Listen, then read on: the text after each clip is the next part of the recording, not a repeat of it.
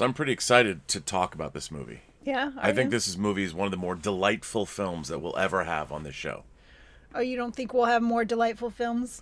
Well, no, we'll have delightful films, but this is a very, very, very, very, very delightful film. Awesome.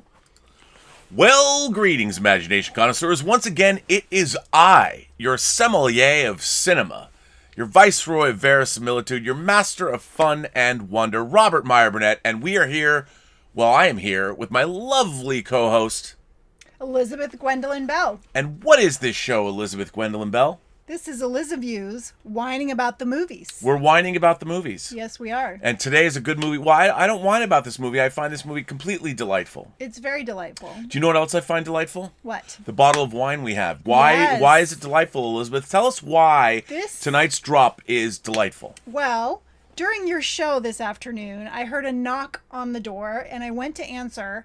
I was perplexed because I was like, who would come over?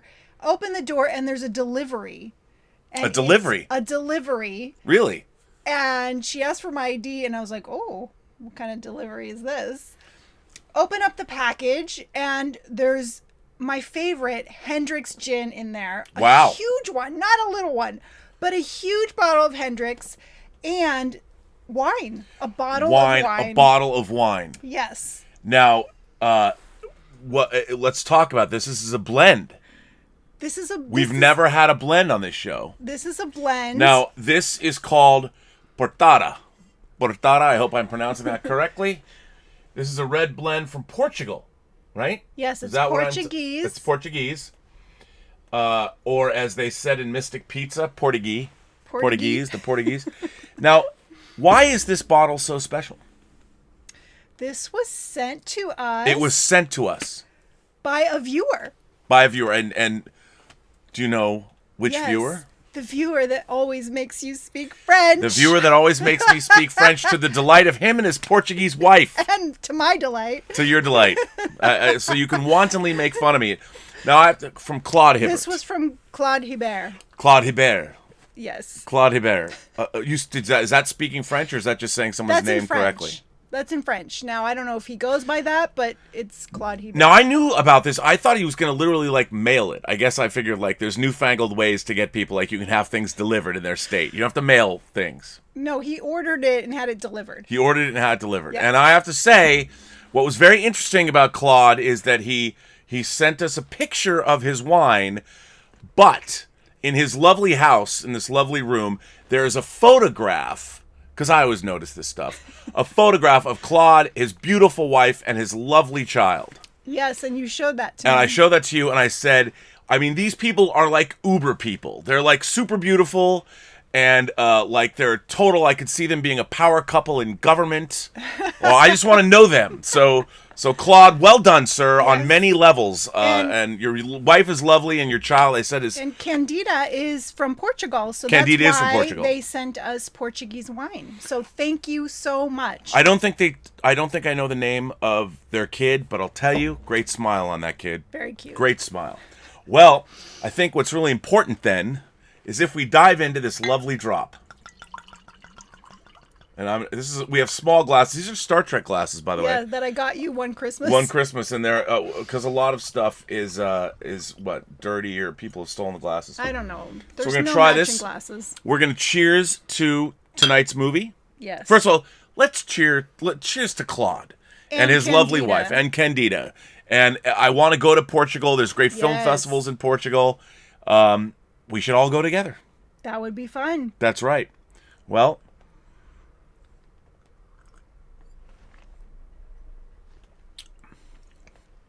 Ooh, that's good.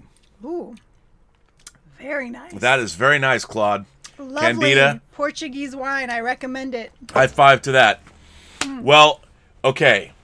This movie is classic. If you like comedies, if you like British comedies, if you like black comedies, this is one of the most famous comedies ever made. 1949's Kind Hearts and Coronets, and this is the recently released 4K restoration of the disc from Studio Canal.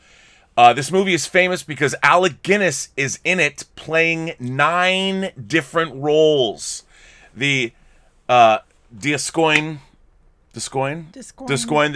family. He plays them all, including a woman. Yes. And this film, talk about great screenplays. I mean, I always say that All About Eve is one of my favorite screenplays. This is absolutely one of the great screenplays ever written. Every line of dialogue in this movie is golden. I understand it's black and white. I get it. But this film is one of the great comedies ever made. It's absolutely delightful. You don't have to say it's black and white, but black and white doesn't mean bad. I know, but I know my audience. Sometimes people don't get it. If you want good writing and you want some great comedy, and for the time this movie was made, it's risque. It's got infidelity. It's full of murder. I mean, this movie is straight up about a serial killer. He's a serial killer. He's a serial killer, but a delightful serial killer as far as it goes. Charming. So, Elizabeth, first of all, I have to say that this also is a film that came from the Ealing Studios. And the Ealing Studios was very interesting, unique. I don't know exactly when it started. I know it was working in World War II. The Ealing Studios was basically housed the way that Louis B. Mayer, Warner Brothers, Paramount, Universal, they were big studios. This was a studio that basically had 2.5 sound stages, and it had a filmmaking collective, kind of what Coppola wanted to do with Zoetrope, where Robert Hayner directed this film, but all the writers and the directors on these films, they all worked on each other's movies, and it was really like an artists' co-op that were making some of the great films of the period. If you talk to I think most Brits who know anything about movies could tell you all about Ealing Studios. In England, you watch this movie when you're a kid. This is like a famous film. The way It's a Wonderful Life is a famous movie. Yeah. This is not about Christmas, but Kind Hearts and Coronets is one of the most famous British movies ever made. And so what is it about, Elizabeth? Okay, so how does it start? Well, there was a woman that was sort of disowned by her family because she elopes, and she's part of the Descoing family. She's the youngest daughter. She's from An aristocratic royalty, family. She's from the Duke. She's from the let's see, let's get this right. The 7th Duke of Chalfont. The 7th Duke of Chalfont. And she married for love. She married an Italian opera singer and was basically disowned by her family. Disowned, so they go off and they live and they're poor and they have a child. A son. Louis. And the father, upon seeing his son, has a heart attack and dies. So he grows up fatherless, very close to his mother. Very close, but they're very poor because they've been disowned. And the mother keeps talking about that and her birthright and what she doesn't have, and she can't provide for her son. But so Louis... She wants a better situation for him, so she keeps trying to get him into like better schools and things like that. And she does. I mean, she takes good care of him, sort of. She can't really, so he ends up being like a shop guy. Right, but he still has a great education. He has, whether it's on the street, he's a smart guy. So what he decides to do is he comes up with a plan where there are 9 Descoings. Well, before that happens, his mother passes away. Well, yes. And her dying wish is to be buried in the family crypt. Chalfont. Yes, the Chalfont, because one of the Descoings is the bishop, or the, what is he? Right, he's a bishop or something. He runs the church where their family crypt is. Right. And so her dying wish is to be buried there with her family. Well, he writes a letter to the Duke, and the Duke refuses. Yep. So this makes him pretty upset. Very upset. His mother's dying wish. Always is like, never loses his cool. Like, this guy is cool as a cucumber. Like, he's calculating. He is definitely a psychopath. No, I don't know if he's not necessarily, is he? Well, I mean, we don't know yet. Anyway, so because of this, he devises this plan.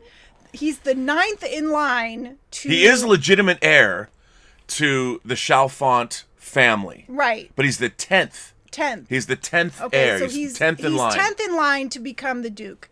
So there are 10 Discoins There's 9 ahead Discoins ahead of him. 9 ahead of him before he could become Duke. All played by Alec Guinness. One of them in drag. Yes. And of wildly different ages. Old men, young men in their 20s. Alec Guinness plays 9 different roles beautifully. Yeah, he's amazing. He's amazing. He really is. And so he puts this chart on the back of a painting that's over his fireplace, and he systematically goes through and knocks them off. Yes. He murders them. He goes them. through the entire family, and then at the same time, he's having sort of an affair with a childhood sweetheart of his. That Well, he asked her to marry him, and she said no because she was going to marry another guy. who's richer and has more money. Right, but he's like, well, I might become the Duke. And she's like, oh, whatever. And then... Well, and then as he's carrying out his nefarious plans, he is carrying on an affair with her after she marries their other childhood friend, Lou. What's his name? Yeah, now I forgot his name. I forget his name. Hang on, what's his name? I forget. But anyway. Yeah. Oh, and by the way, this is all narrated. Like he is writing his memoirs. Oh yeah, the whole movie's a flashback because he's in prison for murder. He's in prison and he's about to be executed. Hanged. So this is his last night, and he stays up all night writing his memoirs. And screenwriters will tell you, or screenwriting teachers will tell you, don't use voiceover. This whole movie is told in voiceover. Oh my God, I love that. It's delightful. I love voiceovers. I love movies that are narrated, and that's part of the charm of this movie. Oh yeah, because you really get to know him, you get in his headspace, and he is so funny. Every line of dialogue that comes out of people's mouths, especially his mouth, is golden. I mean, screenwriters, they could go their whole career. Certainly, Alex Kurtzman would go his entire career and not come up with one line of dialogue that's as good as one line of dialogue in this movie. They're all gold. Everything in this movie is gold. The script is gold. Maybe he should watch it then. He's never watched this movie. But it's so funny. And then what happens is the youngest Discoin, who's 24 years old, has a very lovely wife, very prim and proper.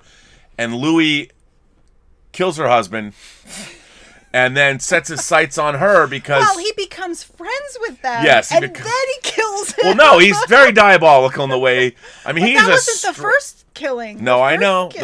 We'll talk about the first killing, what you found out about it. The first killing... In the water. No, that wasn't the first killing was in the boat, remember? Oh, that's what I mean, in the water.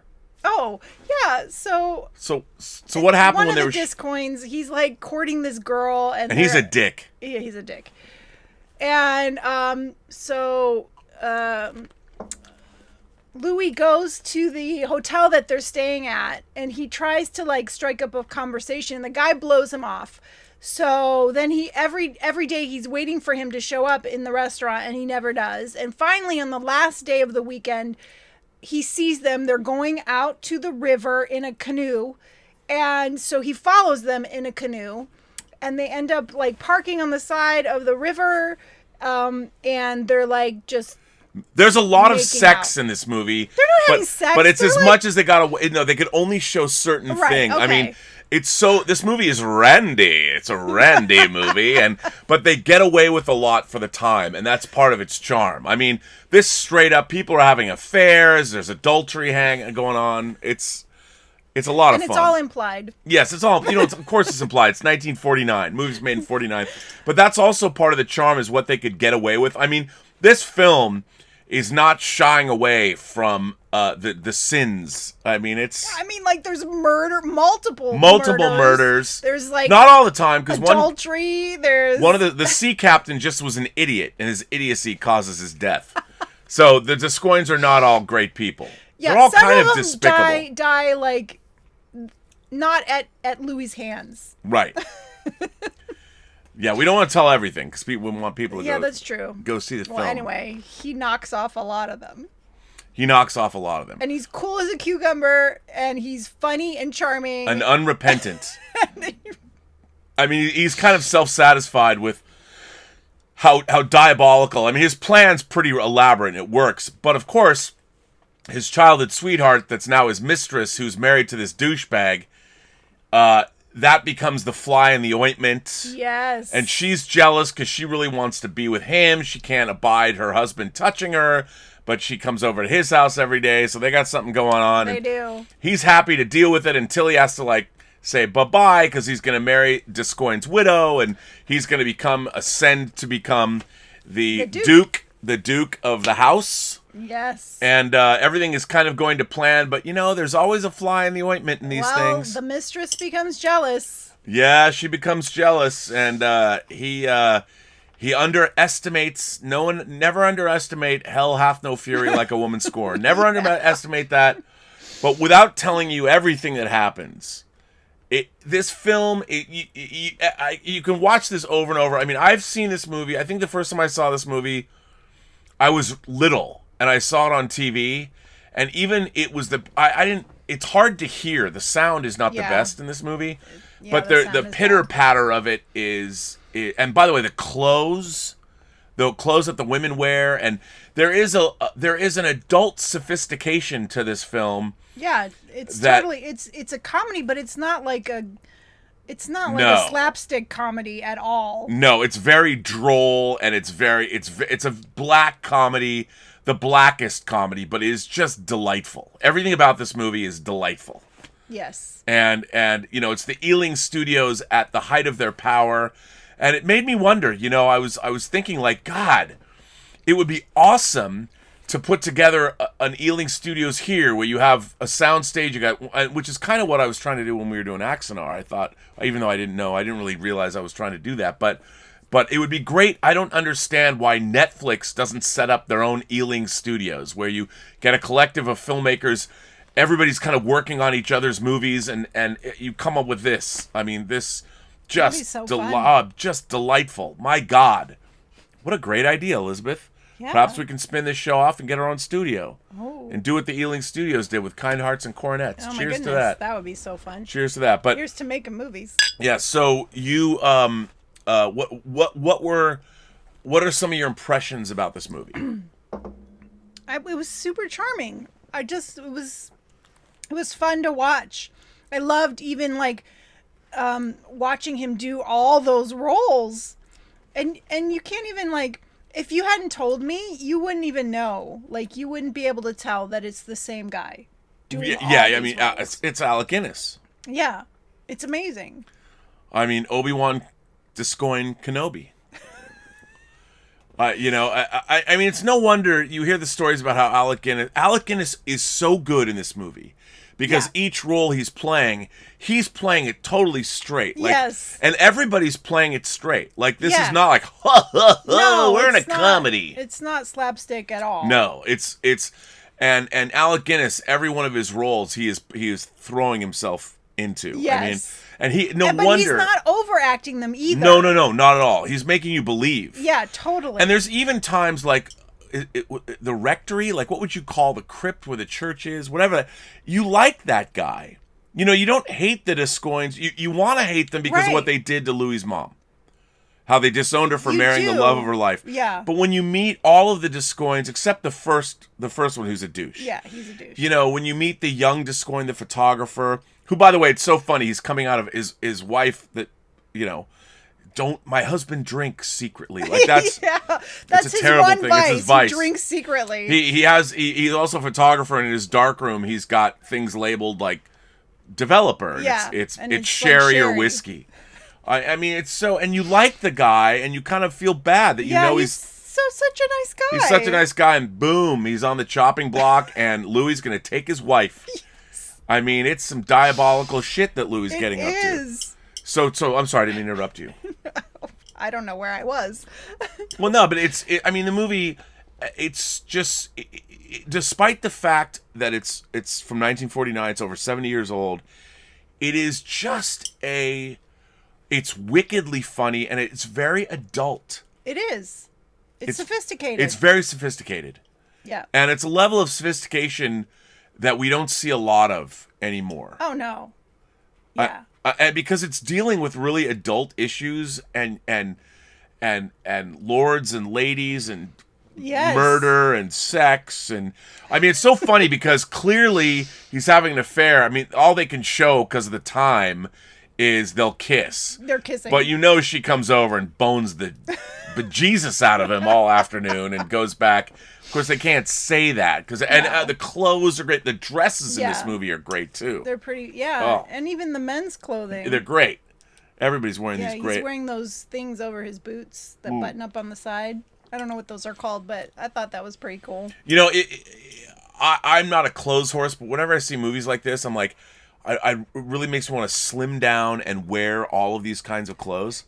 I mean, what a pain in the ass it must have been to live in that time. Yeah. Between your but socks. men wore suits for centuries. Right. I know, but I can't imagine. I mean, I guess I can. And some men still wear suits. I would love to just wear bespoke suits all the time, but you need to be in slim. You need to have the body to you can tuck in your shirt, so you don't have, That's what the tie is for. No, I don't like that. I want to look like Tom Hiddleston in a suit. I want to look like Daniel Craig in one of his Tom Ford suits in Quantum of Solace. Well, there is a punching bag out there. I know. So what else? What else struck you about this film? It just was like so. He's like murdering these people, but yet he's just like going through it like it's no big deal. Totally remorseless. He's like, yeah, and so now he X's off the people, and then he's like, okay, so who am I going to kill next? And he does it in very unique ways. We don't want to spoil it, but does. Every one of his murders is like, I mean, it's kind of diabolical. It's some CSI level shit. No one's going to figure it out.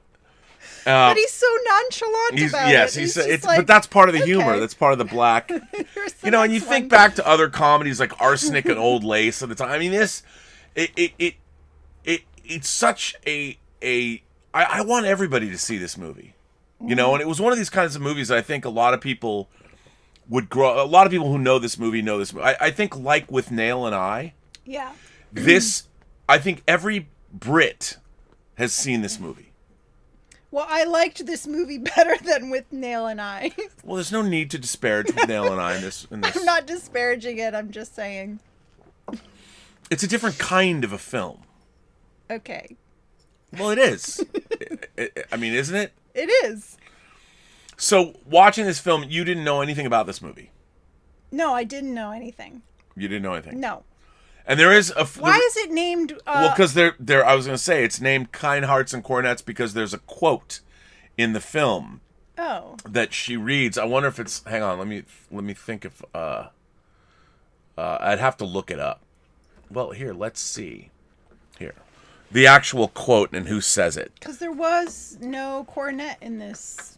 No. But it's because it's the quote. It's the quote. Hang on. It's cute quote. Let's find the quote. Here we go. Okay. Norman Blood. That's right. Phrase and meaning and origin. Here it is. Isn't this great? This newfangled thing, the internet. My God. Well, if we can get past all this. Okay. And a quote from memory, he doesn't even know if this is right. Kind hearts are more than coronets, and simple faith more than Norman blood. It means it's better to be a decent human being than to have riches and power. What a great title, then. Well, exactly. I mean, that's Kind Hearts and Coronets. There you go. And because there's a twist in the end. I mean, a really good twist. There is a good twist that, by the way, I've talked a lot about how much I love The Watchmen. Is one of my favorite things ever put on in comics. I am convinced that Alan Moore, the end of this movie, is the inspiration for the end of Watchmen. Now, I don't mean the very end of Watchmen. I want to say what it is. It's totally the Kind Hearts and Coronets ending. I've always thought that. I think I thought that in '86 when Watchmen ended. I was like, he ripped that off from Kind Hearts and Coronets. He totally did. God love him for it. I know you don't know what I mean by that, but... In what? The ending, how he took the ending from Watchmen Oh. he totally did.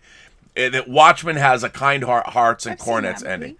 ending. Yes, but yes, you have seen that movie. Which version though? There's 3. Whatever one you showed me. Right. You saw the Ultimate Edition. Okay. Yeah. So you know and I don't. It's okay. So what else about this movie did you like? This is a very Elizabeth movie. It is. It is. Like I said, I love that it's narrated. I love that he's telling the story. I love films like that. It's very Amelie. It is very Amelie. It is very, but it's any movie that has great. I mean, it's funny that you go to film school, and when you're in screenwriting class, Screenwriting 101 will tell you don't use voiceover. Why?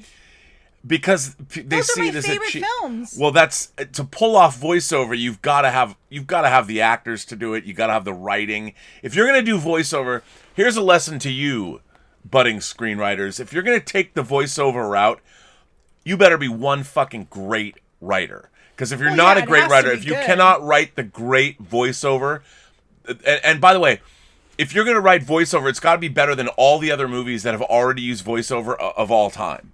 You have to be that good. I don't see why your teacher would say that, because wouldn't he want to encourage people to become better writers and No, then just push them to because do voiceover is a cheat. It's a cheat. It's not a cheat. It is a cheat. How is it a cheat? Well, it's a cheat because the first rule of screenwriting is show don't tell. And then when you're you have to be, that's why you have to be a very deft. I mean, if I think about Amelie. How could there be any cheats in art? But Amelie, the voiceover, by the way, well, it's not that you can do whatever you want in art, but that doesn't mean it's going to be good. Well, most of the films that are narrated, yes, because they my knew. favorites. I know, but they're like Amelie is not narrated by one of the characters, though. No, Amelie is narrated by God. Yes, it's the French God. The French God narrates Amelie. Right? Yes, sure. Amelie Poulain was blah blah blah. And that's the movie that speak French, babe. I can't speak. I'm sure come Claude on, will send us come a. on, Well, he already French. sent us a bottle of wine. Speaking of bottles of wine, I mean, look. Oh yes, give me more, please. Yeah, this is very good. It's delish. I quite like this drop of wine that Claude has sent us and Candida. Oh, here we should cheers again. Let's drink to Claude and Candida. And Candida. Thank you. Cheers to that. So yeah, I mean, look, I love voiceover too, because to me, voiceover is all about character.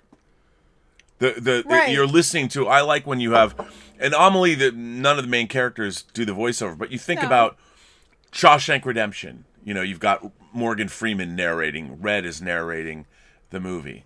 Goodfellas. Ray Liotta. All my life, I want to be a gangster. Right. Another great. But you've got. I mean, we're talking about.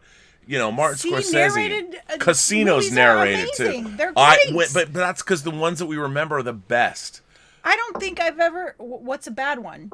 I don't know. I don't remember them because they're not worth remembering. I don't know if I've ever seen a bad narrated film. I mean, one of my favorite films in history. Let's see. Can we see? Oh, that guy right there, Alex DeLarge, narrates one of my favorite movies. See? That is me. That is Alex and my 3 droogs. That is Pete, Georgie, and Dim. And we it's sat narrated. And we sat in the Kurova Milk Bar trying to make up our zoo docs what to do with the evening. I think teachers should force their students to write narrated films because it'll make them better writers. Maybe. I mean, maybe that could be an exercise. Mm-hmm. And then they would learn how futile it is, how difficult it is. It has to be so good. It does have to be so good. And it'll force them to write better. That is true. So there. That's absolutely true. Cents. Well, it is your 2 cents. So tell me more. Is there anything else that struck you about this movie? No, it was delightful. I loved it. It was fun. It's so much fun. And the ending is great. I love how they end it. Oh, everything about this movie, it sticks every landing. Mm-hmm. Every scene is great, every character is great, the actors are great. I mean, I don't even know if it won any Academy Awards, but I love this movie, and it represents the very and what I love too about this movie is its Britishness. Yes. I mean, this movie exudes Britishness from its pores. I mean, it's true. I don't know if any other country could have made I mean, people could have made this movie, and you know, it's sort of funny. Like it has nothing to do with this movie at all. But you remember when we went and saw The Handmaiden, the Korean film? Yes. The Korean film, The Handmaiden, which we both love. I love that movie. It's fantastic. But there is an element of that, the idea of revenge. That's narrated too. Well, the revenge. I mean, it's anyway. It has nothing to do with it, but there's something that. Yeah, what does that have to do with I don't know. this I was movie? thinking about the revenge. The whole. I don't know. Revenge. Oh, I mean, you know that this. I mean, there's so much. Yeah, I see the connection. There's so much going on in this movie, and it's just great. It's great. It's great. I mean, you know, in the list of best films of all time, this is. I don't know if it's on the AFI Top 100 films because that's the American Film Institute. Oh yeah. But this is like best British films of all time. This has to be in the top 10. Why don't we see? Let's look. Let's see if this is in fact one of the great British films of all time. Hang on. First of all, let me do this. Let's see. Best British films of all time. Let's see. I don't know if we're going to get like BFI's top 100 British films. Full list. Well, let's go down to the bottom. Let's just find out. Kind Hearts and Coronets, number 6. Wow. What it's is up there. up? Was I not right about that? Kind Hearts and Coronets, number 6. Best British. I knew it. Number 6. Number 6. It's a good movie. By the way, everyone's going to be like, oh, but Rob, what's number 1? The Third Man. Not bad. That's not bad. Have you seen that? Brief Encounter, Lawrence of Arabia. I don't know if I would consider that. Great Expectations. Well, you know what's really interesting? You wouldn't consider Lawrence of Arabia? I don't know if that's a British film, though. I guess it would be. Look at this. David Lean, 3. By the way, I own Great Expectations. That's a great film. Lawrence of Arabia, The Third Man, The 39 Steps. Don't Look Now is number 8. The Red Shoes. Wow, I have Trainspotting, The Red Shoes, Don't Look Now. I don't have Kess. I don't own that. Kind Hearts and Coronets, Great Expectations. Trainspotting is so high. Trainspotting is so high. I think I own all except 1 on Blu-ray. Huh. I must be a... Which one don't you own? I don't own Kess. What is that? Oh, wait, I don't own 2. I don't own Kess, and I don't own Brief Encounter. I should own Brief Encounter, but I don't. Yeah, it's number 2. I don't own it. Have you seen it? I don't. I have not seen it. I've not seen Brief Encounter. There you go. There you David go. Lean, 1945. But look, if you go up the list, I own The Red Shoes. I own Trainspotting. I own Bridge on the River Kwai. I own If. I own The Lady Killers. I don't own these. Oh, Lavender Hill Mob, another one. Charles Crichton, great director. We're totally spinning off into oblivion now. We have a letter, ladies and gentlemen. We got a letter from Johnny Hendrickson. Johnny Hendrickson, do you want to read this letter? I don't have my glasses. Oh, you're gonna have to read it. Hey, Rob. Johnny Hendrickson says, hey, Rob, first time writing in, but I'm a long-time viewer. I would love for you and Elizabeth to view and discuss the movie Tombstone, not the Tombstone you're thinking. Tombstone starring Burt Lancaster and Kirk Douglas. Don't know it. I've never seen it. I believe it was the first $1 million hit movie at the box office. Huh. Thank you for entertaining me every night. Elizabeth, you are a gem. Thank you. Silent Thunder, Fort Myers, Florida. Very well, we'll have to look into that. Johnny, I think since you called Elizabeth a gem, let's drink to that. Let's drink to you being a gem, dear. Yes, let's drink to that. And thank you for writing in, Johnny Hendrickson. I very much appreciate it. Send letters. We love letters. We do love letters. And videos, too. We love letters and videos. Hang on, let's see if anybody is... I don't know if anyone is over in the chat or anything. No, we only have let's see. Paul Gilmore wrote in with a tip, and he said, I just read on the site Peacock TV is available this week, April 15th, but only to Comcast subscribers. Otherwise, its launch not until July 15th for the rest of us. Okay, what a jip. All right, what Paul Gilmore is saying... What Paul is saying is that, of course, Universal has a new streaming service. The same way that they launched Quibi, Netflix, Disney Plus. The Peacock is Universal's streaming service. And that I did not know. I guess it's launching this week if you're a Comcast subscriber, but it doesn't launch for everybody else until July. Now, Quibi is telling us that they have like 1.2 million subscribers over the last week, but I think that's because, as you pointed out, Quibi teamed up with who? I pointed this out? Yeah. They teamed up with... T-Mobile. Oh, yeah, right. If you're a T-Mobile... I don't know if you have to be new to T-Mobile. Well, that was it. If you're...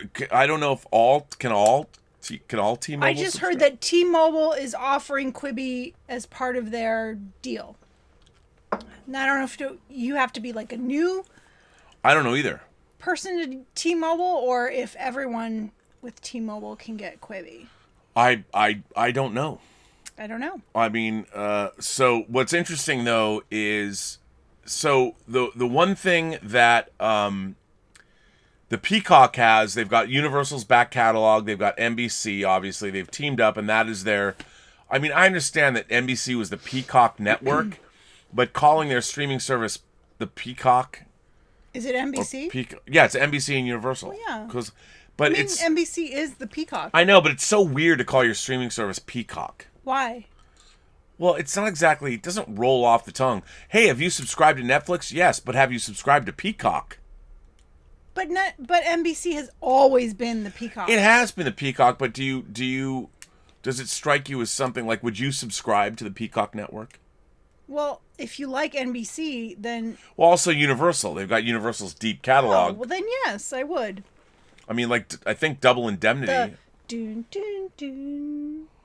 Peacock. Wait, do that again. Why? Are you going to make... No, I just thought it was pretty cool. Fun of me? No, I wasn't making fun of you. I just thought it was funny that you did that. It's like it evokes nostalgia of childhood. The Peacock has always been there. It has always been there. Do you have deep nostalgia for NBC? I do, because they're in the 90s. It was like must-watch TV. Must-watch Thursday. On Thursdays. And what were those things? There was so many good things. There was ER, and what else was on Thursdays? Friends. I mean, everything was on Thursday night on NBC. Which NBC was like the top network in the 90s. Well, yeah, but I look. One of the best hours of television I've ever watched is in the first season of ER. Oh, really? Yep. It was an episode called Love's Labor Lost, directed by Mimi Leader, and it was about a woman who comes in, she's giving birth, but she has eclampsia. Oh, yeah. Okay. Brutal. Like, you're watching it starts out like, ding, ding, ding, it's going to find, like, yeah. By the end of the episode, doesn't go well. But Mimi Leader, Mimi Leader was killing it with Steadicam. That episode of television is one of the great hour-long episodes of TV ER was ever. a pretty amazing show. I have to say, I loved that show. Well, I watched the first season. After that, it was like, what? Because the 90s... You only watched one season of ER? No, because in the 90s, and I was too busy working on my career. I was too busy working on films. Yeah, but it was ER. Everyone watched ER. I didn't watch TV. Like, a lot of people were like, true. why haven't you watched Stargate? I'm like, you don't watch any sitcoms, any comedies. No, I don't watch TV. Oh, there's so many good sitcoms. Yeah, but like I said, I mean, they're not cinematic. They're not, I was not that, I didn't like that. You're just not a funny guy. I've had other people tell me that I wasn't a funny guy, but I made a comedy that I thought was pretty funny. Although and you do make me laugh. Yeah, I'm fun. I'm a funny, like, funny how? Like, like I'm a clown? I make you laugh? I'm a funny guy? No, you throw out some jokes. Like, what kind of jokes? What jokes do I make? I don't know. We're on the spot. Come on, man. I'm doing a little Goodfellas. You're supposed to... Tell me a joke. I have one joke that I always tell. Tell it. The joke about the polar bear. Okay, tell your joke. I'm not going to tell my favorite joke of all time. Tell your joke. I'm not going to... Look, hey, Claudius is here. Claudius... No. Hang on, I got to put this... Uh-oh. You want me to speak French? We're drinking Claudius's wine. Make him speak French. Claudius says, bonjour, is mes plural? Yes. Bonjour, mes amis. The line "kind hearts are more than coronets and simple faith than Norman blood" is taken from Alfred Tennyson's Lady. They say this in the movie, Lady Clara Vere de Vere. It begins, "You thought to break a country heart for pastime ere you went to town. At me you smiled, but unbeguiled I saw the snare, and I retired. The daughter of 100 earls, you are not one to be desired." The rest of it is similar to the movie. Anyway, great show. We love seeing you guys. Well, thanks for that. So I don't have to tell my joke. Thank you. Oh, come on. I've told this joke so many times in my life. Okay. I'm going to tell you then my favorite joke of all time. This is my favorite joke of all time. Stop me if you've heard it. Oh, wait, you can't. So here's my joke. I've heard it, but I want you to tell it. So there's a baby polar bear. And the baby polar bear goes to his dad and says, "Dad, am I a real polar bear? Am I a 100% purebred polar bear?" Father bear's like, "Why, of course you are, son. Your mother's a real polar bear. I'm a real polar bear. Of course you are." Well, the baby bear, unconvinced, goes to his mother and says, "Mom, am I a real polar bear? I mean, am I a 100% purebred through and through polar bear?" The mother bear is like, "Why, of course you are, son. I'm a real polar bear. God knows your father, he's a real polar bear. Grandma and Grandpa, both sets, they're real polar bears. Why do you ask, son?" And the baby bear looks up at his mom and says, "Because, Mom, I'm fucking freezing." It's my favorite joke. It's my favorite joke of all time. I told it. I'll tell it again. I'll tell it now. And I laugh every time. It's our sense of humor. Here, look, we're gonna kill this bottle. Okay, is that? Yes. You get that, Thank you. and I get this too. Oh, that's a little too much. Maybe Give me some more. give you some more. No. Thank you. There we go. So anyway, so Kind Hearts and Coronets. Yes. Like, did it remind you of other movies? Yeah, I'm sure it does. You can't think of anything. I can't think of any off the top of my head. Well, you don't. I mean, you don't have to think of anything off the top of your head. I'm sure there are very many movies. Well, there aren't really a lot of movies like this. Is number 6 on the list of BFI's best British films sure of all it time. has influenced a lot of. Oh my God! films. I mean, you know, it's funny. There's a documentary. I don't know if it's a new documentary, but there's a documentary on this disc that Whit Stillman is in the documentary. Whit Stillman made like Metropolitan, and he made a lot of. I have to interrupt you. Why? My kid just rolled his eyes at your joke. Hey, kids today are yeah. Oh, that's a dad joke. That makes me laugh. Come on, man. I know it's not a hip joke anymore. Thank It's still you, Brian Hepburn. That was awesome. Listen, kid. I'm a funny guy, let me tell you. You tell a joke. Send me a joke. I'll read it on the show. We'll see what you think. Yeah, that'd be awesome. You want to read it? You know. I mean, look, I think that joke is funny. I'll always think that joke's funny. It is funny. So back to this film. Now, let me ask you something. So this film, it's not flashy. The direction is, it concentrates. You know, what's interesting is we have progressed. The language of cinema. This is very much, this. I don't know if this was ever a play. I mean, I think it was original film, but it could work on stage if it had to. Yes, So it could. when you go back and the language of cinema was still developing. I mean, this is very much a writer's film. I mean, it's very much a literary movie. So it's really well done. I mean, it's really the direction. It's very well directed, but it's not flashy or anything like that. No, I wouldn't call it flashy. No, but I mean, it's interesting to watch. I think I've always said one of the reasons that I think it's harder for people to go back and watch older movies is they're so used to being visually engaged. Like the editing and the cinematography. Well, I mean, that's too bad because if the dialogue is really good, if the writing is really good, Right. you're missing out. Like if you refuse to watch older films because you think you're not going to be entertained, well, then you're missing out. Well, but I also think that one of the interesting things is they just didn't have the tools. Like, you couldn't move the camera the way you could move the camera now. Right. I mean, the technology just wasn't there. So a lot of films like this relied more on the theater or the literate, which I think is fine.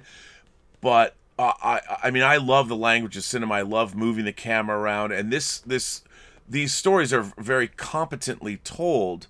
But they're not, if you're looking for something, if you're looking for visual flash, this is not that film. I mean, obviously, there are two scenes in the movie that have miniature effects. Oh, really? Yeah, the boats and the balloon. I mean, Oh. there are special effects sequences in this movie that are not convincing in the least.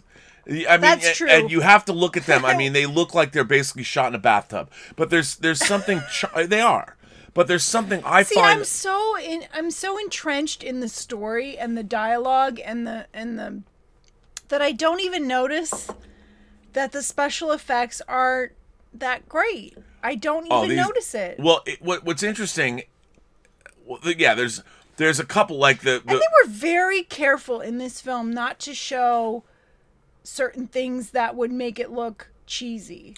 Well, I don't think it looks cheesy. I think it adds to the charm. But back in 1949, I mean, I wonder if when he shoots down the balloon. Okay, so they show the balloon floating. they don't show it fall. But they don't show it fall on purpose. Right. Well, because it works though. Right. It works. Like he shoots. And then the waterfall. They don't show the waterfall. No, and they just show. That's a miniature too. It's a miniature. So there's that shot. Yeah. Actually, there's four. There's that shot. There's the miniature shot of that.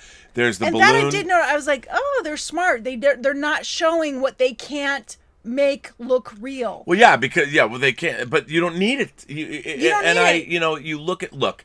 There's two boats that collide in this, and one of them sinks. I mean, the boats. Right. They really do look like they're in a bathtub. That scene made me think of a Wes Anderson film. I don't know why. It was just like that kind of feel when the ships are like. Well, yeah, yeah. I was like, this feels like a Wes Anderson. Well, film. no, there is like this movie. You buy it. You don't think to yourself, You're not pulled out. What I find interesting is you're not pulled out of the movie. Oh, here's an interesting trivia fact that I read about that scene. Okay. So he had to be wired onto whatever. He was wired down so that he wouldn't float.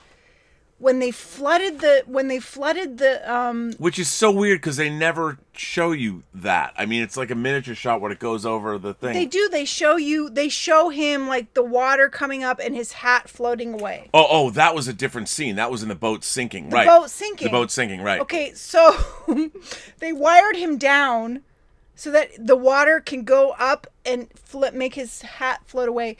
And they forgot him there. And they were about to like wrap up and leave. And then one of them realized, oh my God, we haven't released him. And he was still underwater. I mean, it's a physical effect where a boat is sinking and Alec Guinness is the captain and the water goes above his head. Like he this. sinks. And he's under the water.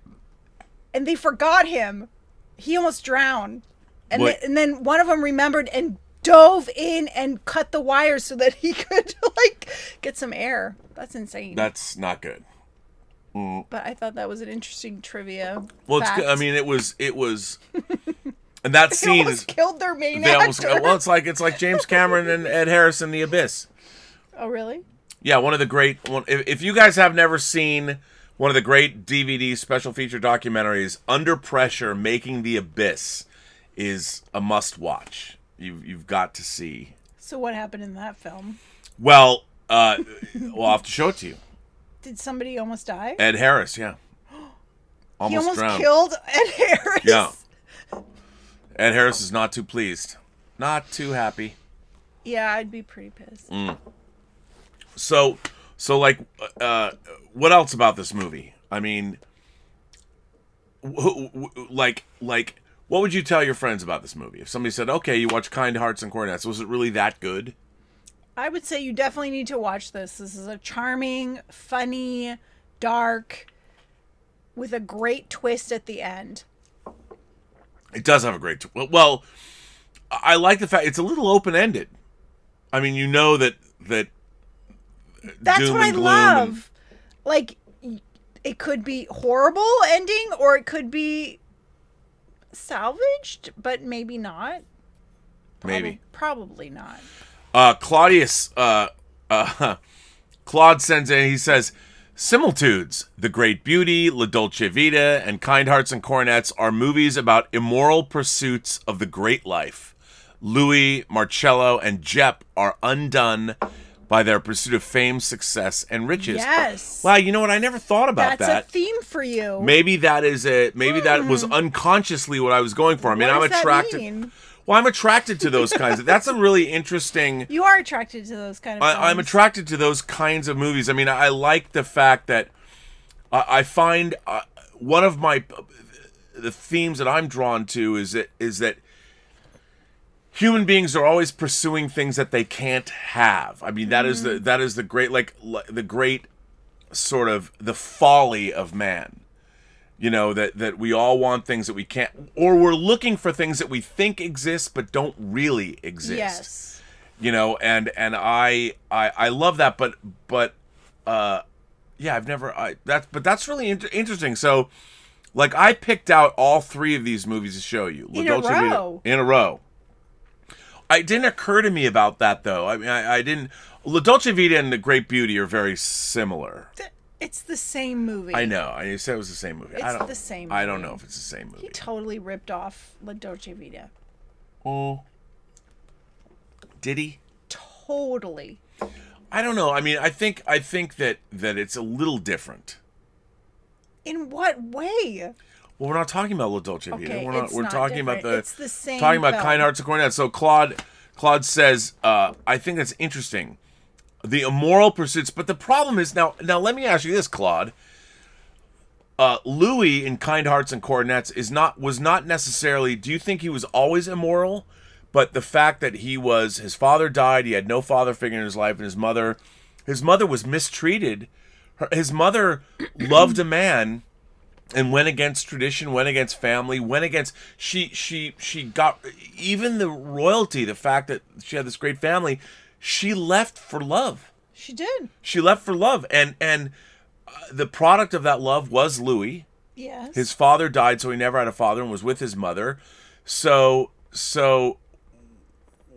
and she was a good woman. Yeah. And yet she was disowned by her family. So it wasn't Louis. Louis wasn't necessarily. I mean, Louis was bent on revenge to sort of avenge his mother, which was sad. Right. It was sad, but was Louis a bad? I mean, look, Louis was a bad man in there. He was a murderer. He was not only a murderer, a methodical, diabolical serial killer. Yeah. And he was good at it. Yeah, he was. And he was fucking another man's wife. He wasn't remorseful at all. Well, yeah, but he wasn't remorseful because he saw that this whole family had done his mother wrong. Right. They deserved to die in his mind. Right. But do you see it was his quest at all redeeming? Redeeming? Well, like for him, could you look at Louis and say, okay, I understand is like obviously murdering a bunch of people, like wiping out an entire family to assume the dukeship of the Descoings family and turning into the... that's not redeeming at all. Murder is never redeeming. Yeah, but I mean, this family treated this woman so terribly. Isn't there... Are you trying to defend murder? I'm not defending murder, but some people gotta go. I'm just kidding. I don't really think that. But I mean, in his mind, they were the ones that they did his mother wrong. They did. I mean, and she chose her fate. She chose it. Does she choose who to fall in love with? She fell in love with apparently a good man. Right. An artist, an Italian singer, an opera singer. I'm not saying she shouldn't have, but she chose it, and the consequences were her family disowned her. But she never complained about that. She was happy that she did do that. She wanted better for her son, Right. but she never complained that she chose Oh no, she never. No, the she never Italian complained. opera singer No. over wealth. No, she never did. But he saw that. That He was his did. choice. Yeah. So an interesting moral quandary here. I mean, obviously murder, and what was also interesting about the movie was these characters. Not all of the Descoings were evil people. Some of them No. were actually very nice. Some of them were super nice. And extended were actually good people within the context Right. of. So it was sad. Yeah. When you take away the humor, like when you really think about it, that was sad when he killed the photographer guy. It was sad. I mean, he 'Cause he didn't. was such a nice guy. You- And they had embraced him with open arms. And Well, but then you could make the argument that character was lying to his wife and going to the inn to get his drink on. oh, come on. She knew about it, and she thought She knew about it later. She knew about it even when it was happening.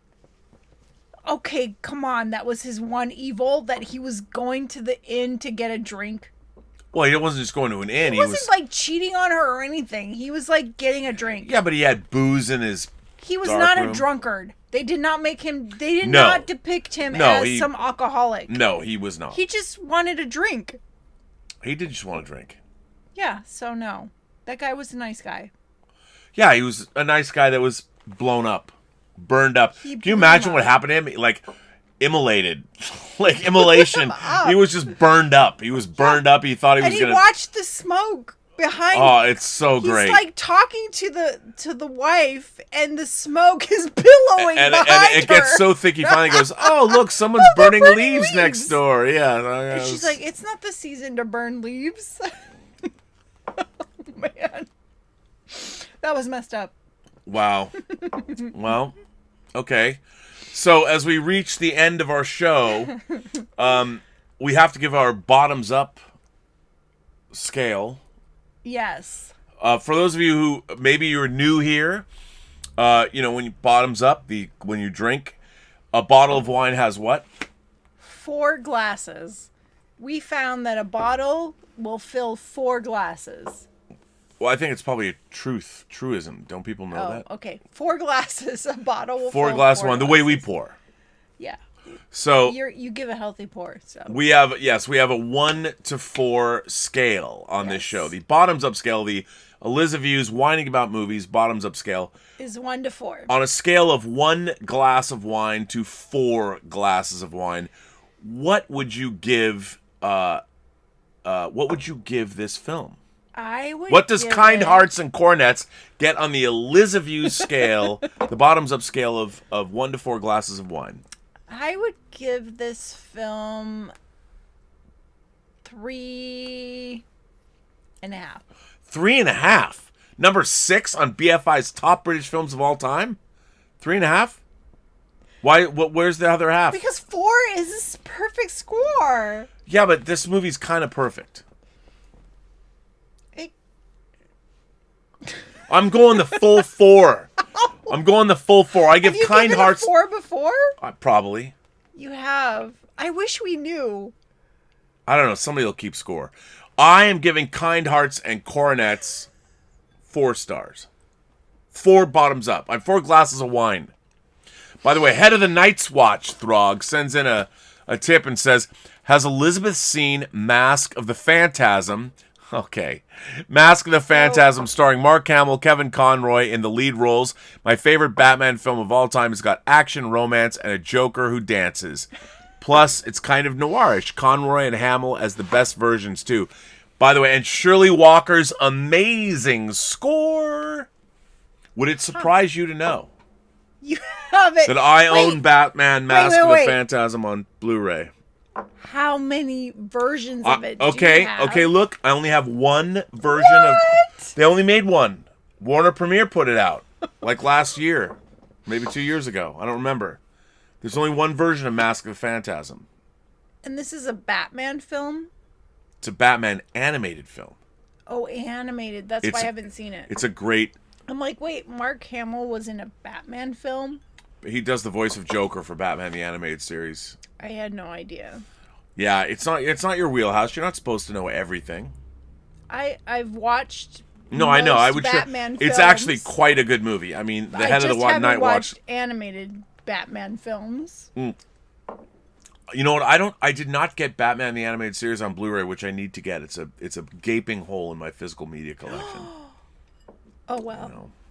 It's okay. I'm sure it's streaming somewhere. But I do have the 4K Studio Canal Kind Hearts and Coronets. Yeah, but You know what? We have to do more investigation into this. yeah, but the Blu-ray disc did not work.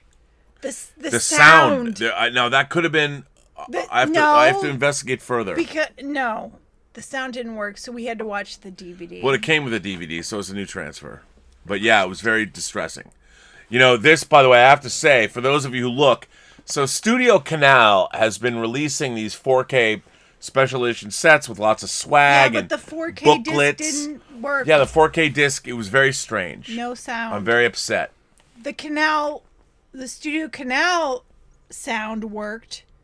Yeah, the logo But the worked. movie sound did not work. It was weird. I don't know what happened. It was very strange. Joshua Levesque sends in a tip and says, "Hey, Rob, I've got 2 questions here. You said on Twitter that episode 7 of Devs gave you an existential crisis. What did you mean by that? I'm a fan of the series as well and can't wait for episode 8. What are your predictions for the finale?" Well, you haven't got to that far. Huh? Oh, yeah, you did. We did. I was distracted. Julia said we missed one of her questions. We did? Did we? Oh, I don't know. Maybe we did. I don't see it. No, I don't see it either.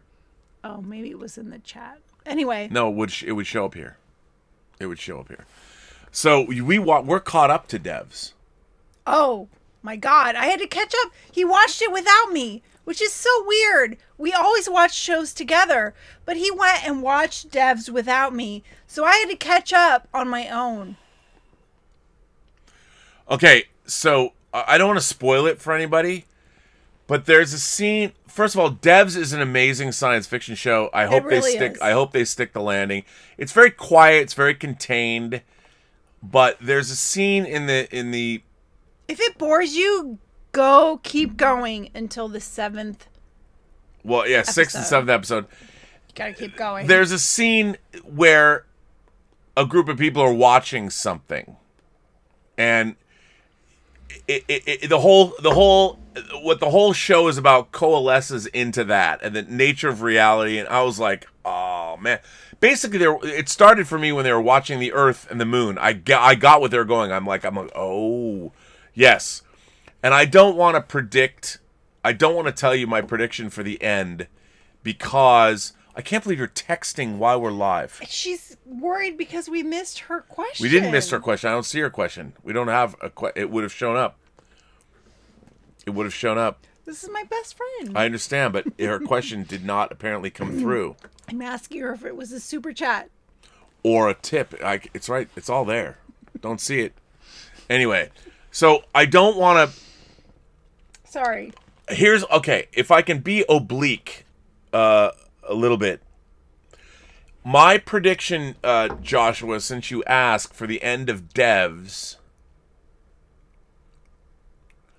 is that... God, I can't say it. I can't say it because I don't want to ruin it for anybody. I can't say it. You know what? DM me and I'll tell you on Twitter. DM me and I'll tell you on Twitter. Throg likes bats. Oh, that's very topical of you. Says, as a comics fan, you owe it to her to show her the best theatrical representation of the Dark Knight. Well, okay, I would say that, but yes, I would say Batman Mask of the Phantasm is great. It is really good, by the way. But I like Nolan's movies. I like Burton's Batman. I thought that stuff was good. Look, as a kid, I loved the Adam West Batman movie with the bat. I had the Corgi bat boat, the bat copter. I mean, it was great stuff. It's great stuff. So, anyway, we're over time. We've gotten to the end of our show. Yes, we have. Well, so we know that you give it 3.5. I give it 4. On our bottoms up scale, Kind Hearts and Coronets gets 4 glasses of wine from me. Wow. It gets 4 glasses of wine from me. Well, ladies and gentlemen, what? What are you going to say? Do you know what the next film is? I don't know what the next film is. This is a free-form discussion. Oh. I don't know. So, ladies and gentlemen, this brings us to an end of Whining About Movies episode 14. We've done 14 of these. 14. We want to thank all of you for participating. Do you have anything you want to say to the people at home? The Richard, perhaps? Yes. Thank you, the Richard, for everything. For the Facebook page, for... And where can people find the poll? What Facebook page? Where can they go to find it? So there is a Whining About Movies Facebook page where the Richard announces each movie before it happens. And sometimes we'll do a watch party if he can find it streaming.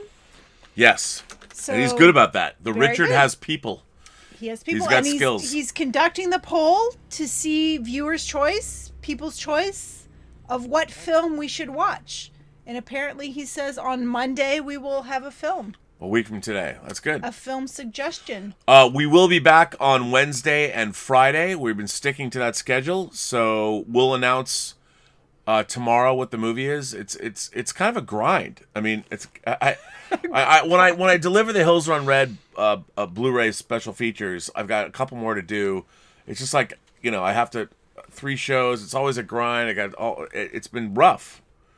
I can't wait till this is. I'm sorry, watching films. With I know you is it's such tough. a It's grind. it's not that it's a grind. It's just the it's the time. Like tonight, I'm gonna have to work till 2 a.m, and you know that. Oh. I know, but I'm almost done. I'm almost done. Sorry. It's got to be done, babe. It's got to be done. Work must continue. Some people are out of work. I'm still working. I'm still working on school. So anyway, you're going to school. I know you're still Full-time. going full time. Well, anyway, people don't need to know that. It's okay. But I want to remind everyone you can subscribe or you can subscribe to this channel, Robservations. Please do. Please hit like if you like these chats. Please send in questions or leave send videos, send letters. You can write down there to the Burnettwork.net. My 400th show of Robservations is coming up, which is be a barn burner.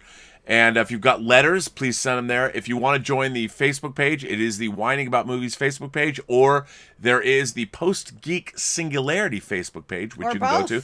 Or both, and tell the Richard that we sent you. And, yeah. And if he's running a poll, we've got suggestions. We'll do all kinds of... He's running a poll on Facebook and Twitter. Yeah, Facebook and Twitter. Please vote. Please vote. If there's a film you want us to discuss, you need to vote. You need to vote. And this brings us, and remember, what do we say at the end of these shows? Everybody has a story to tell. Every person you meet. Every person you meet has a story to tell. That what? That you haven't heard. That you have yet to hear? Right, that's good. And what do you have to do? All you have to do is listen. All you have to do is listen. That's correct, dear. That is correct. And with that, we will bring Elizabeth's Whining About Movies, episode 14, that is about kind hearts and coronets. 3.5 bottles of wine. 3.5 glasses. Are the bottoms up scale, kind hearts and coronets. 3.5. This wine, this is good Portuguese wine. Thank you. Yeah, I'm a little like, oh, I got to work now. Fantastic. Kind hearts and coronets get 4 glasses of wine from me, 3.5 from Elizabeth. And with that, we tell everyone to what? Have a better night. Have a better night. Stay safe. Stay safe. Have a better night. Oh, wait. Hang on. I hit the wrong button.